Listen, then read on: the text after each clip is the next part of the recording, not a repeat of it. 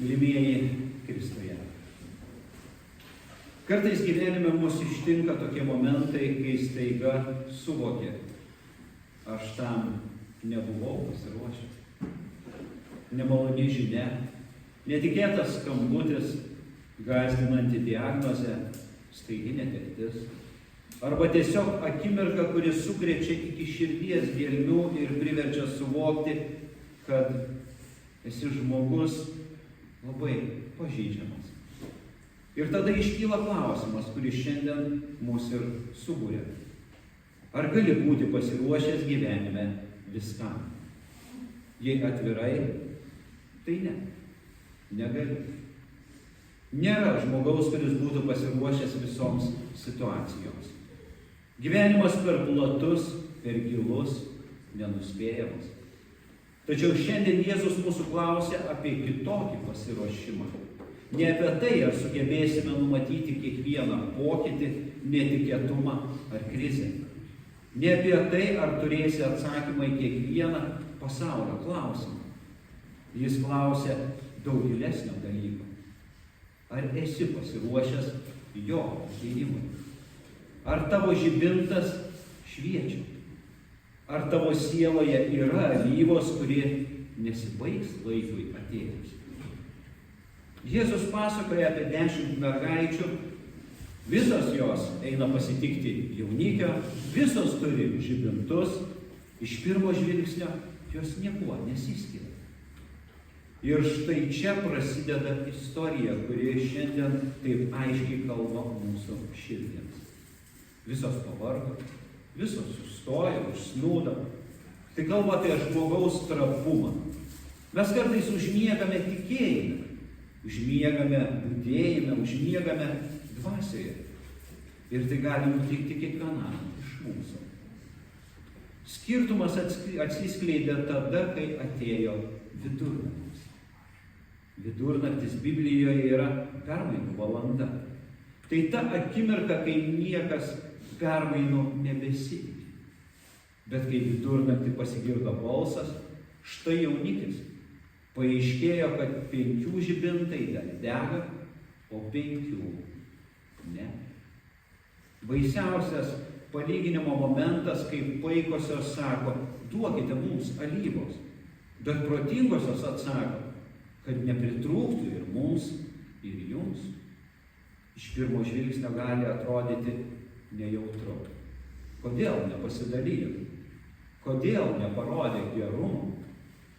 Bet čia slypi dvasinė tiesa. Niekas negali kito žmogaus vietoje turėti tikėjimo. Niekas negali kito žmogaus vietoje budėti.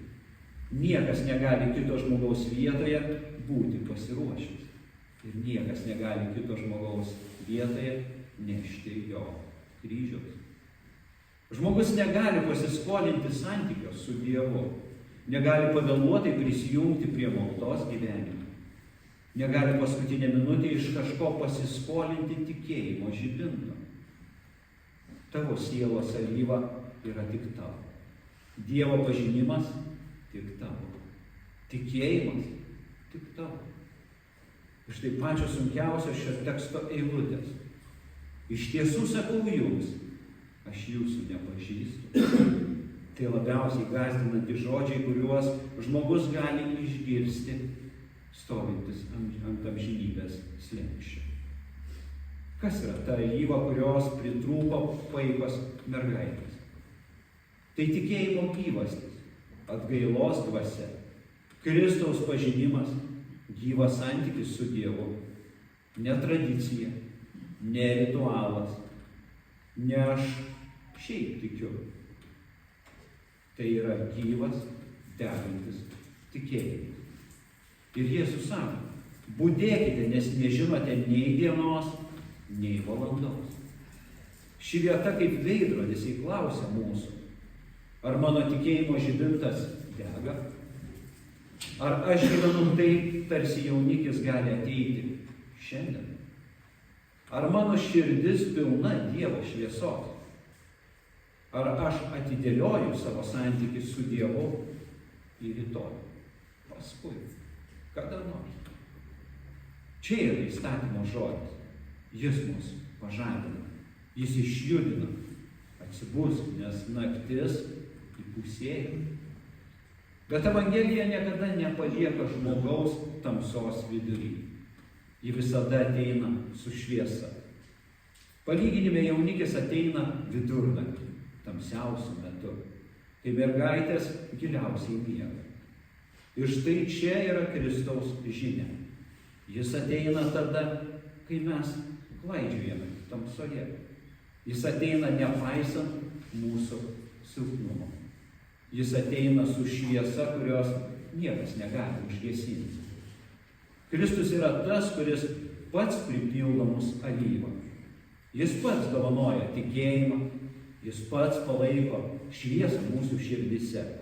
Jis pats kviečia į vestuves, į džiaugsmo pilnatvę, į amžinybę, į Dievo karalystę. Ir štai čia geroji žinia mums. Mums nereikia būti pasiruošusiems viskam. Tai neįmanoma. Bet tau tai reikia būti pasiruošus Kristui. Ir net tam jis pats duoda jėgas. Tu negali apsisaugoti nuo visų gyvenimo audrų, bet gali turėti Kristų, tą, kuris laikys tave už rankos. Tu negali numatyti savo dienos ar valandos, bet gali pasitikėti tuo, kuris žino kiekvieną tavo valandą. Tu negali būti pasiruošęs visoms situacijoms, bet gali būti pasiruošęs vienai, atiduoti širdį Jėzui ir eiti paskui jį į gyvenimą, kuris nesibaigia. Evangelija skelbia, Kristaus pažadėta šviesa niekada neužges, net jeigu kartais pavargsti, net jeigu kartais užsnūsti, net jeigu kartais suabejoji. Kristus ateina ir jis ateina dėl tavęs. Ir kai ateis ta valanda, duris neužsivers tam, kurio širdyje švietė nors maža, bet tikra šviesa. Ne dėl tavo jėgos, ne dėl tavo pasiruošimo, o dėl jo malonės. Palyginimas apie 10 mergaičių nėra skirtas gąsdinti, jis skirtas pažadinti. Ką reiškia turėti alyvos šiandien? Tai gyventi tikėjimu, o ne tik tradicija. Kristus nori tavo širdies ir ne tik sekmadienį. Leisti Dievo žodžiui būti kasdieniu maistu. Alyva tai Dievo tiesa, kuri maitina, stiprina ir gydo. Gyventi atgailoje, nekaltėje, o grįžime į Dievo rankas kasdien. Mylėti. Nes meilė yra tikėjimo vaisius ir ji yra šviesa kitiems. Ir pasitikėti. Net kai naktis atrodo tamsesnė net už pačią tamsą. Ir pagaliau būti su Kristumi šiandien. Ne rytoj. Nes rytojus nepriklauso mums. Būti su Kristumi šiandien, nes ši diena, ši akimirka yra Dievo dovana. Nieko brangesnio mes neturime. Mes visi einame tuo pačiu keliu, nuo gimimo link amžinybės. Ir kiekvienas iš mūsų nešasi žibintą. Vieno žibintas spindi ryškiai, kitas vos rusena. Trečias atrodo užgesęs, bet Kristus jį vis dar gali išžygti. Todėl šiandieno žinia nėra tamsa, nėra baimė. Šiandieno žinia yra kvietimas ir pažadas. Kvietimas atsibusti ir pažadas. Kristus ateis. Ir kai ateis, jis nepasakys, aš jūsų nepažįstu, bet tars. Ateik mano mylimas, mano mylima, aš laukiu tavęs. Tai ir yra Evangelija, tai ir yra mūsų viltis. Tai ir yra tikroji pasiruošimo prasme. Taigi ar galime būti pasiruošę gyvenime viskam?